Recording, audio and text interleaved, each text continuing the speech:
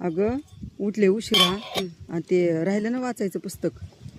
मग काय केलं, शिळी भाकर आणली होती, एक केलेली शिळी भाकर आणि पटकनी भेंडी चिरली.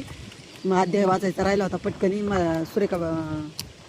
सुरेखाबाई म्हणली खंडन नाही करायचं, वाचत राहा.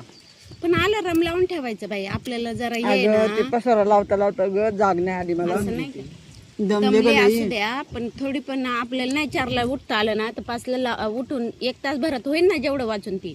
हा होते मी काय वाचून. म्हणते 5ला उठल्यावर 6 वाजेपर्यंत तिची आंघोळ तर होईल ना. एवढा उशिरा उठलं ना नाही होत वाचून. त्याला 3लाच उठायला लागते तरच वाचून होते बाबड्या. मग तरी पण एक अध्याय वाचला, तो पण छोटा होता म्हणून वाचला एक पटकनी.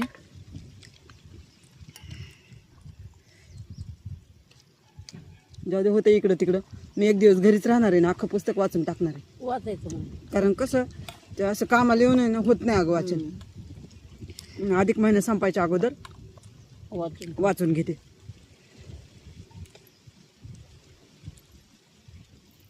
होणार आहे तुझं रविवारी येते ना समाप्ती. रविवार समाप्ती.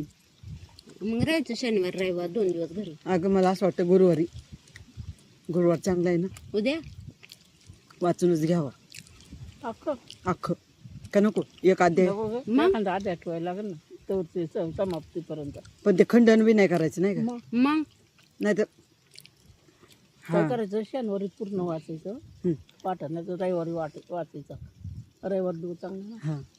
रविवारचं डायरेक्ट पूर्ण करायचं, समाप्तीच होती ना मग त्याचे.